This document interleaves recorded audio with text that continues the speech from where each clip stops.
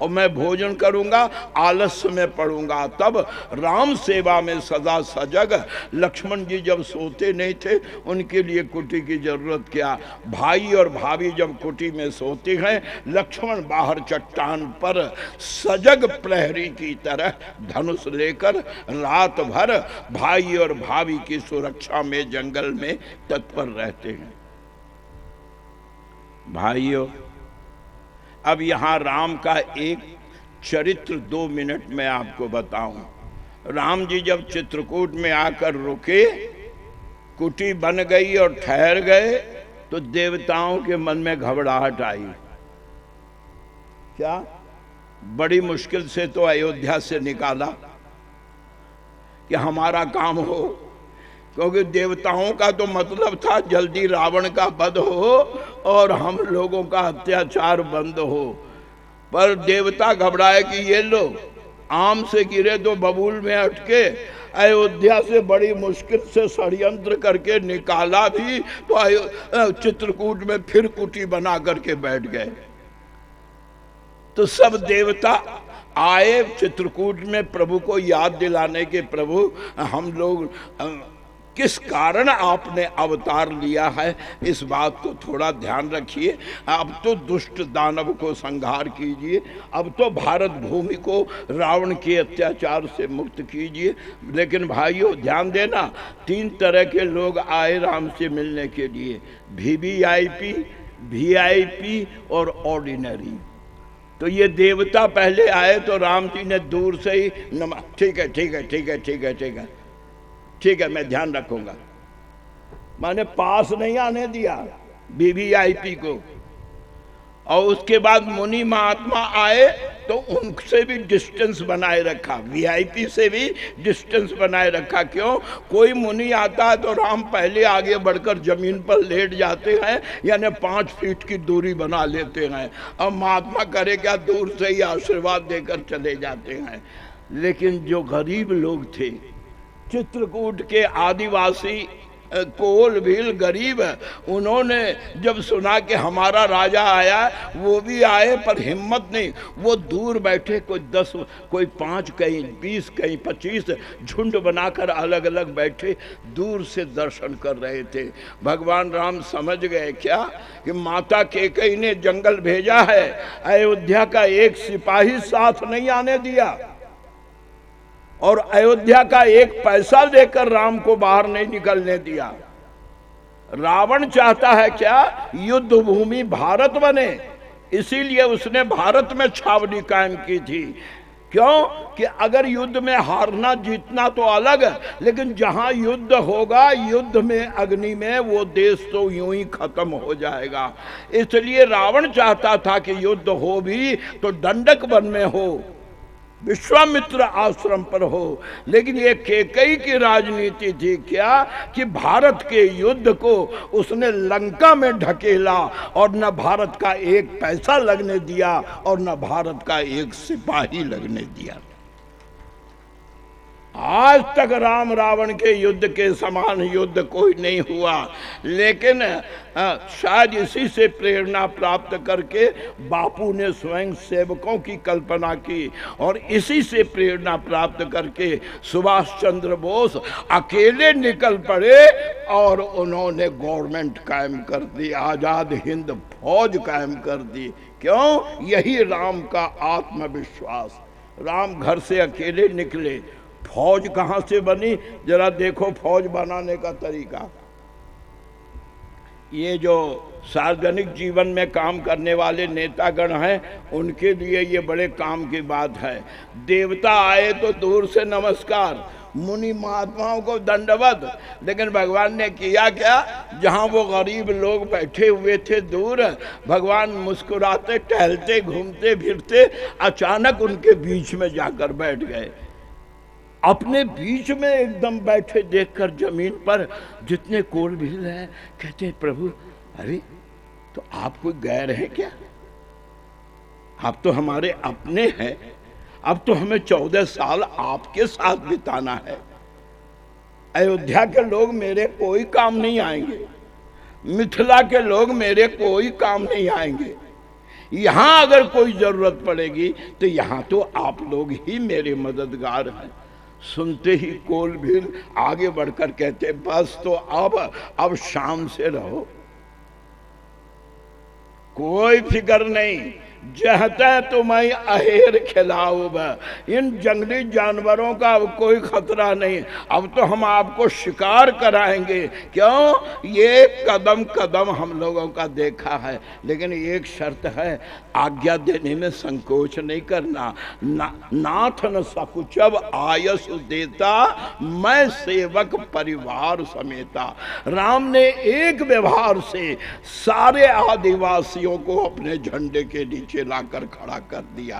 केवल उनके बीच बैठकर, उनके जैसा होकर, उनके दुख सुख के साथी बनकर के राम ने सारे आदिवासियों का संगठन हाथ में लेकर के, प्यारे प्रभु प्रेमियों, अब चित्रकूट में भगवान राम का निवास हो रहा है। छोड़िए, अब ये तो आराम से यहाँ बैठे हैं, अब चलिए थोड़ा घर की खबर लें कि अयोध्या में क्या हुआ। प्यारे भगवत भक्तों, आज की कथा, यद्यपि ये तो हनुमान जी के हाथ ही है पार लगाना, लेकिन एक बात मैं आपसे कहता हूं, मेरा रोम रोम पुलकित है आपकी यह श्रद्धा देखकर, यह विशाल भीड़ और यह शांति कहाँ देखने को मिलेगा। जहाँ दो औरतें बैठती हैं वहाँ बिना हल्ला हुए नहीं रहता है, और यहाँ ये हजारों की संख्या में बैठी है, पर सब राम प्रेम में, सब राम प्रेम में, किसी को अपनी कोई फिक्र नहीं है। आपकी इस पवित्र भावना ने मुझे विवश किया है कि मैं आज आपके सामने इस परम पवित्र भरत चरित्र को यथासंभव उपस्थित करूं। राम को तो हमने अब चित्रकूट बैठा दिया, एक भाई वहां बैठ गए, अब दूसरा किस तरह पहुंच करके उजड़े हुए घर को बसाता है। जिस घर में आंधी आ गई थी, उस घर में दोनों भाइयों ने अपने अपने व्यवहार से किस तरह घर को फिर संभाल लिया है। आज का प्रसंग गृहस्थों के लिए और मानव जीवन में अत्यंत उपयोगी है। आइए अब हम सब राम को चित्रकूट में छोड़ करके चलें, अब हम अयोध्या की ओर चलें। भगवान राम ने निषाद राज से कहा कि अब तो मैं यहाँ रुकूंगा कुछ दिन, अब तुम्हारी ज़रूरत नहीं है, तुमने कुटी वगैरह बना दी, जाओ अब अपना राज्य संभालो, तुम्हारा घर बहुत दिनों से सूना पड़ा है। निषाद राज ने कहा, देखो मन तो नहीं करता, पर आप यहीं रहेंगे ना? हाँ, तो मैं आता जाता रहूँगा। ये वादा करके निषाद चला। राम ने निषाद को क्यों भेजा?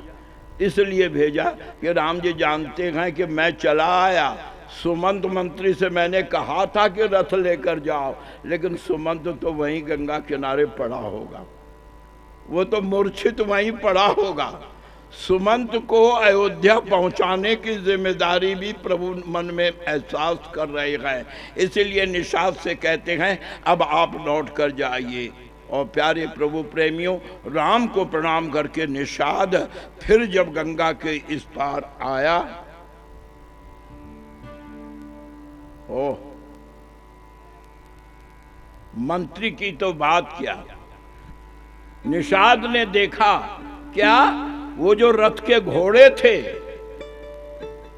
ये मंत्री जो रथ लाया था ना दशरथ के कहने से, चूंकि मंत्री था ना, दिमाग से काम लिया था, राम को खींचने के लिए उसने रथ में वही घोड़े लगाए थे जो राम के अपने घोड़े थे, जिनको राम अपने हाथ से हरी हरी दूब खिलाते थे, और जिनके पीठ पर राम अपने हाथ से हाथ से हाथ फेरते थे, घोड़े के रोए खड़े होते थे। याद रखो, एक बार राम का हाथ सिर पर आ जाए तो करोड़ जन्म का पापी तर जाता है।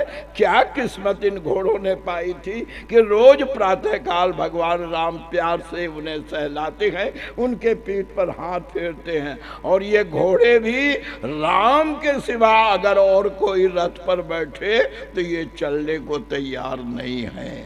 सवारी होगी तो राम की होगी। बैठेंगे तो राम बैठेंगे। तो हुआ क्या, मंत्री तो बेहोश पड़ा था, लेकिन घोड़ों को देख करके निषाद राज घबराया। क्यों? निषाद ने देखा क्या, घोड़े जहां खड़े थे वहीं आंख बंद किए खड़े हैं। निषाद ने हरी हरी दूब मुंह के पास लगाया कि शायद भूखे हैं, हरी दूब खाकर कुछ चेतन होंगे। लेकिन हरी दूब जैसे मुंह के पास ले गया निषाद, घोड़ों ने मुंह फेर लिया। किसी ने कहा देखो, आदमी तो आदमी, घोड़े भी राम के प्यार में कैसे बेसुध हो रहे हैं। राम सुनते ही घोड़े की आंख खोली और हिन हिनाकर चारों ओर देखने लगा, कहाँ है मेरा मालिक, कहाँ है मेरा मालिक, कहाँ है। तुलसीदास जी लिखते हैं कि नहीं तृण चरहि। निषाद ने पानी सामने रखा कि प्यासा होगा, पानी पी ले। लेकिन गोस्वामी जी कहते हैं कि घोड़े राम के वियोग में नहीं तृण चरहि न पियहि जल, मोचहि लोचन बारी, आंखों में धारा आंसू की बनी है। जितने निषाद हैं सब दुखी होकर कहते हैं व्याकुल हुए निषाद सब। क्यों? रघुवर बाज निहारी। राम के घोड़ों की हालत देख करके सब जंगली लोग बोलने लगे, क्या जिसके वियोग में घोड़ों की ये हालत है उसके माँ बाप कैसे जिंदा रहेंगे। कि जास वियोग विकल प्रभु ऐसे, प्रजा मातु पितु जासु वियोग विकल पशु ऐसे, प्रजा मातु पितु जियहि कैसे।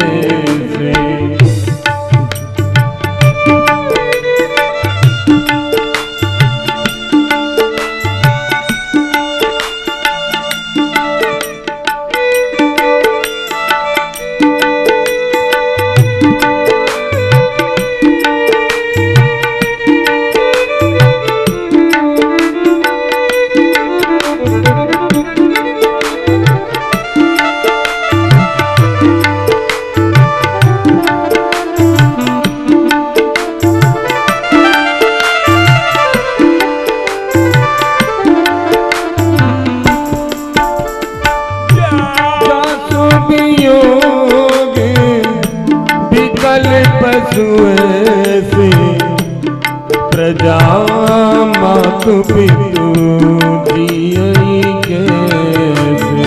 प्यारे प्रभु प्रेमियों, अब जरा ध्यान से सुनना। निषाद राज सुमंत मंत्री के पास पहुंचा। सुमंत सिर पर हाथ धरे आंख मूंदे बैठा था। निषाद ने जाकर सुमंत को झकझोरा और झकझोर कर कहा, क्या जरा गोस्वामी जी के शब्द देखिए, है तो जंगली लेकिन भारत के प्रधानमंत्री को व्यंग कर रहा है। सुमंत, अब क्या सिर पर हाथ धरकर बैठे हो? नाम तुम्हारा सुमंत्र रखा गया, तुम कैसे सुमंत्र हो? अब क्या रो रहे हो? अब सुमंत परिहरऊ विषादु। एक जंगली सुमंत को कहता है क्या, अरे तुम तो मौके पर चूक गए। तुमने तो प्रधानमंत्री के अधिकार का लाभ न उठाकर इस देश में यह अराजकता फैलाई है कि आज अयोध्या बिना राजा के हो रही है। सुमंत कहता, मैंने क्या किया? रानी ने मांगा राजा मजबूर हुए तो मैं क्या करूं? बोले हाँ, रानी ने मांगा और राजा मजबूर हुए। ये बात तो ठीक है, लेकिन मैं एक बात पूछूं क्या? तुम्हारे पास तो पार्लियामेंट का ऑर्डर था कि इतने बज के इतने मिनट पर आज राम का प्रातःकाल राज तिलक होगा, तो ऑर्डर तुम्हारे पास था, एग्जीक्यूट करना तुम्हारा काम था। जब केकई ने कोप भवन में तुम्हें बुलाया और महाराज को तुमने बेहोश देखा और केकई के तेवर देखे, तो क्या प्रधानमंत्री होकर भी तुम नहीं समझ सके कि मामले दाल में कुछ काला है? सुमंत कहते हाँ, समझ तो गया था कि लखी कुचाल कीनी कछुरानी, कि रानी ने कुछ गड़बड़ी की है। अरे बेवकूफ, तो बजाय राम को भवन ले जाने के तुम सिंहासन पर क्यों नहीं दरबार में ले गए? तुम्हारे पास तो गवर्नमेंट ऑर्डर था। राजा रानी घर में क्या लड़ाई झगड़ा करते हैं, इससे प्रधानमंत्री को क्या लेना देना था? अरे तुम जाकर राम को बुलाकर ले जाते, वशिष्ठ गुरुदेव से तिलक करा देते, के कई झुनझुना बजाती रह जाती। लेकिन तुम तो राम को ले जाकर बलि बेदी पर केकई के सामने ले जाकर तुमने खड़ा कर दिया। सुमंत कहते हैं वास्तव में मंदमति अवसर चूक। ये सुमंत के शब्द हैं रामायण में। हाँ, मैं मौका चूक गया। यहां पर गोस्वामी जी शिक्षा देते हैं कि प्रधानमंत्री कोई उपभोग और ऐश्वर्य की कुर्सी नहीं है। उसके एक क्षण की गलती की सजा देश को सदियों में मिलती। प्रधानमंत्री के द्वारा निर्णय किया गया एक छोटी सी भूल से प्रजा को कितने वर्षों तक कष्ट सहना पड़ता है, ये मैं ज्यादा खोलकर यहां नहीं कह सकता। वरना आज भारत वर्ष में आजाद होता, कॉमनवेल्थ नहीं होता। कौन कहता है कि हम आजाद हैं और तुम आजाद हो? हर साल जाकर के इंग्लैंड में प्रधानमंत्री को कॉमनवेल्थ के चेयरमैन को सिर झुकाना पड़ता है। ये तो ब्रिटिश ने जिन जिन देशों को आजाद किया सबको कॉमनवेल्थ का मेंबर बना लिया और खुद चेयरमैन बन गया। यानी बात हाथ की हाथ में रही। केवल आर्थिक आजादी मिली है कि अपने घर में तोड़ फोड़ जो करना हो कर लो, बाहर तुम कुछ नहीं कर सकते। तभी तो स्वच्छंदता हो गई, क्योंकि अगर आजादी होती तो डिसिप्लिन होता। ये जो डिसिप्लिन आज समाज में नहीं है, अनुशासन नहीं है, इसका कारण ये है क्या कि आजादी के नाम पर धोखा दिया गया। हमको ये कहा गया आजादी की बात छोड़ो, transfer of government, transfer of power है ये आजादी कहाँ है? आजादी तो तलवार के बल पर ली जाती है, शक्ति से ली जाती है। भीख में आजादी नहीं मिला करती है। प्यारे प्रभु प्रेमियों, गोस्वामी तुलसीदास कहते हैं प्रधानमंत्री ने मंजूर किया सुमंत ने कि हाँ, मेरी जरा सी चूक से राम राज्य होते होते रह गया, 14 साल को टल गया और सुमंत विरह व्यथा के साथ अयोध्या लौटे, रात में पहुंचे। आइए सुस्वागतम। कोई भजन लगा दे।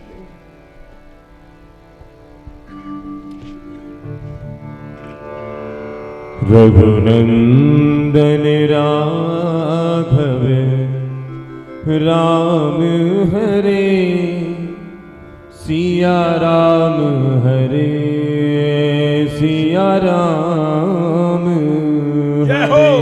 सब बोलो।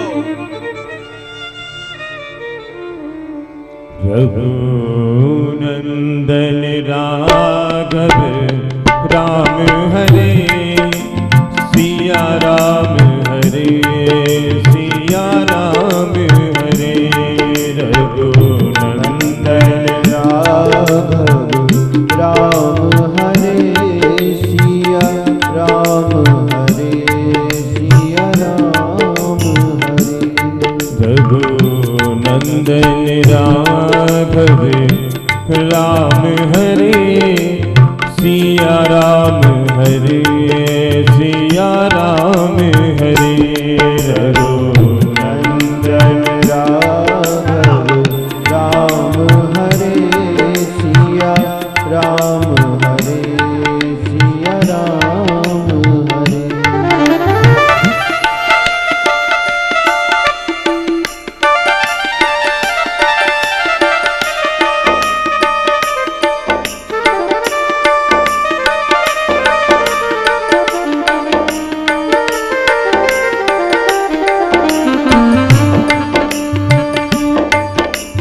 रघुनंदन राघव राम हरे सिया राम हरे सिया राम हरे रघुनंदन राघव राम हरे सिया राम हरे सिया राम हरे श्री राम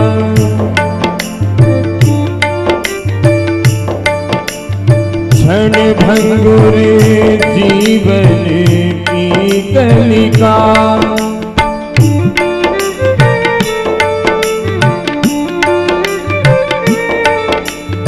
कल प्राप्ति को जाने खिली ना खिली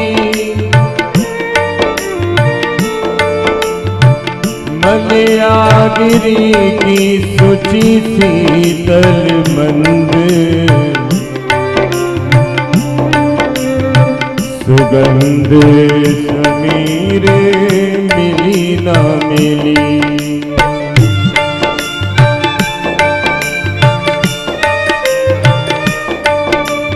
कली काल कुठार लिए फिरता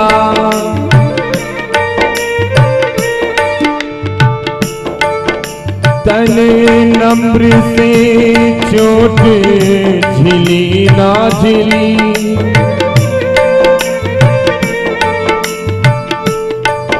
जब नहीं हरी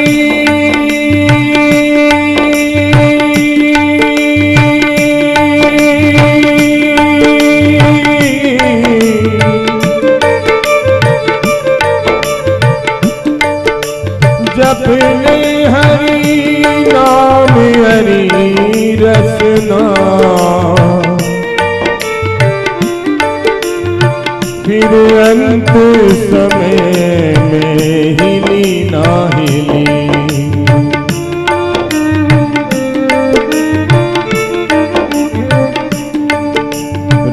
रघुनंदन राघव राम हरे सिया राम हरे सिया राम हरे रघुनंदन राघव राम हरे सिया राम हरे सिया राम हरे रघुनंदन राघव राम हरे सिया राम हरे सिया राम हरे रघुनंदन राघव राम हरे सिया राम हरे सिया राम हरे रघुनंदन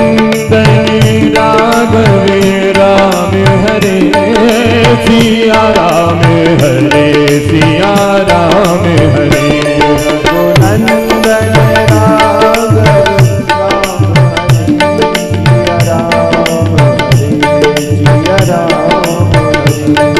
रघुनंदन राघव राम हरे सिया राम हरे सिया राम हरे रघुनंदन राघव राम हरे सिया राम हरे सिया राम हरे रघुनंदन राघव राम हरे सिया राम हरे सिया राम हरे राघव राम हरे सिया राम हरे सिया राम हरे सिया राम हरे सिया राम हरे सिया राम हरे सिया राम हरे सिया राम हरे सिया राम हरे सिया राम हरे सिया राम हरे सिया राम हरे सिया राम हरे सिया राम हरे सिया राम हरे सिया राम हरे सिया राम हरे सिया राम हरे सिया राम हरे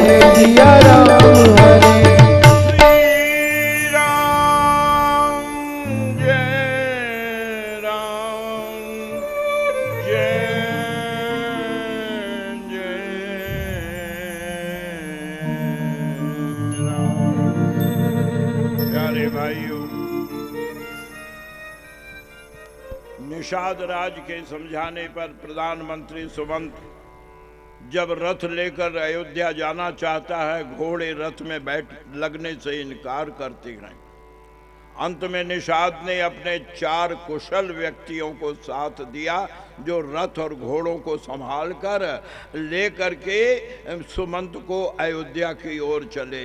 ऐसा लगता है मानो ये घोड़े नहीं हो, इस अर्थी के ऊपर सुमंत की लाश जा रही है अयोध्या। जब अयोध्या के पास पहुंचे, प्रधानमंत्री तो प्रधानमंत्री, जैसे ही अयोध्या शहर के पास पहुंचे, सुमंत ने रथ को रुकवाया। निषाद के लोगों से कहा, अब आप लोग चले जाइए, अब मैं चला जाऊंगा। क्यों? सुमंत ने सोचा, अगर दिन में मैं जाता हूं अयोध्या के भीतर तो महल तक जिंदा नहीं पहुंच पाऊंगा। क्यों? सारी प्रजा का क्रोध मुझ पर होगा कि सुमंत ही रात में सोता हुआ हम लोगों को जंगल में सोता छोड़कर रथ पर बैठाकर सुमंत ने ही राम को जंगल भेजा है। लगता है कैकेयी का कोई एजेंट है ये। अगर मैं दिन में गया तो प्रजा मेरी बोटी बोटी काट डालेगी। इस डर से बाहर जंगल में छिपा रहा। तुलसीदास लिखते हैं, अवध प्रवेश कीन अंधियारे। जब अंधेरा हो गया तब अयोध्या में जाता है। महल के द्वार पर रथ को छोड़कर सुमंत तीर की तरह महल के भीतर घुस गया कि कोई देखने न पावे। सुमंत ने सोचा, आधी रात का समय है, सब लोग सोए होंगे, केवल महाराज के द्वार पर एंट्री लिखाकर कि मैं आ गया हूँ, जाऊँगा। क्यों? सुमंत की हिम्मत नहीं है महाराज से आंख मिलाने की, क्योंकि आपको मालूम है सुमंत को दशरथ ने रथ लेकर ऑर्डर देकर भेजा था कि 4 दिन में लौटाल कर लाना है और गंगा नहलाकर, गंगा पार नहीं होने देना है। तभी तो केवट डर करके बहाने बना रहा था। वो केवट के सब बहाने थे, क्यों? जानता था कि गवर्नमेंट ऑर्डर है कि गंगा से बाहर राम को नहीं जाने देना है। अगर मैं इनको पार पहुंचाता हूं तो कहीं मंत्री के साथ साथ मेरे ऊपर भी राजदंड ना हो।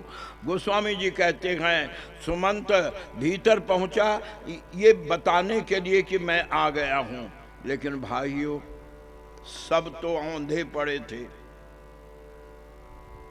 परिवार की तो बात क्या, दास दासी भी महल के खंभों के सहारे आंख मूंदे, सबके आंखों पे लकीर है, न कोई खाया है न पिया है, सब के सब बेहोश से पड़े हैं। सुमंत